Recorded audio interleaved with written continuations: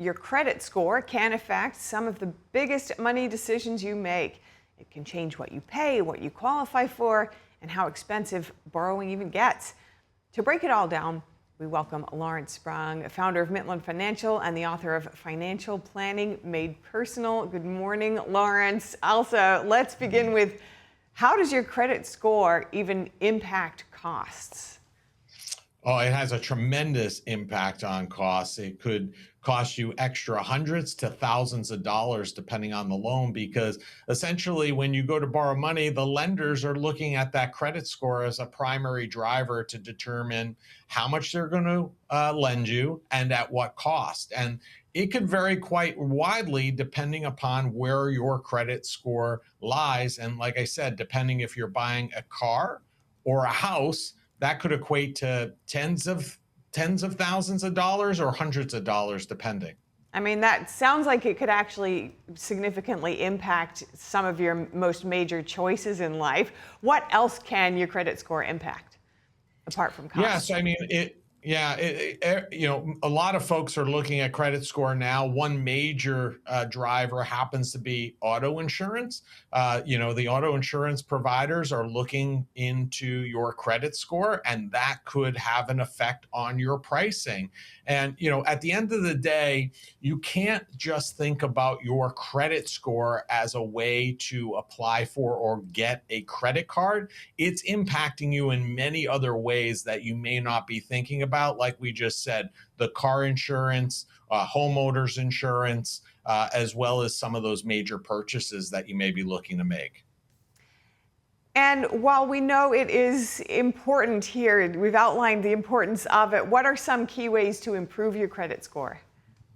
Yeah, so there's a lot of hacks out there that people claim, but really it comes down to basics, and those are really the things that matter most. Number one, pay your bills on time. Make sure you're paying in full, at least that minimum payment, but make sure they're getting on time. Keep your balances under control. Make sure that you're not running up a lot of debt compared or having debt available compared to your income.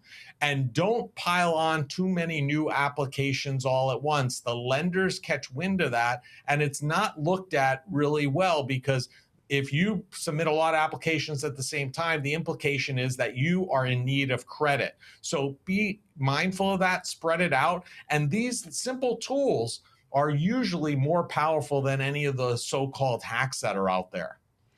And so for people who are really trying to do this right, it may seem more responsible to just have a debit card and pay with what you already have. And yet, in the way the world really truly works, it's not that way. Tell us about the benefits of having a credit score at all.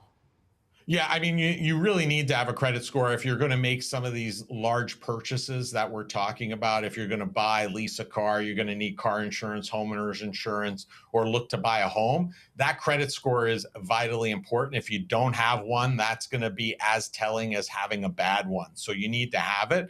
And then in regards to, the comment about debit cards, there are inherent protections in place with credit cards that are not in place with debit cards, in terms of if there is a fraudulent charge, it may take you much longer to get that money back, if at all, through a debit card, where credit cards have a lot more protections. So you just want to get in the habit of using a card, using and charging what you can afford, and then paying it off on a regular basis. You don't have to wait till you get the bill. One of my boys, for example, if he makes a major purchase and charges it to the card, the following week he'll just pay it down and pay it off, so he doesn't have to worry about it. So, there are inherent additional protections in place for credit cards over debit.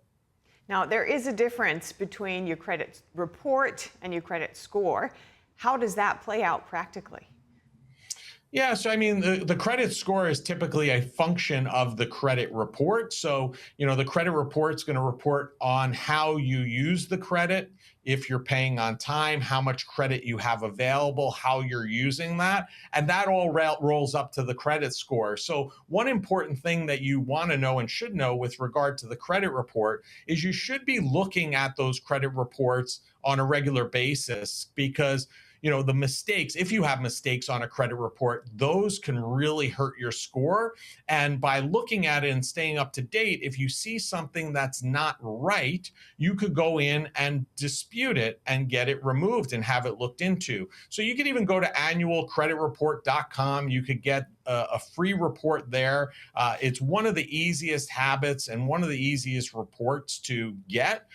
And just get that on a regular basis, check it, make sure it's right. And if there's something incorrect, make sure you dispute it with the credit bureaus, and be sure that you're checking all 3 credit scores, all 3 credit reports, because sometimes one will have something reported that another will not. All right. Thanks so much for your time this morning. Lawrence Sprung, great to see you as always. Thank you.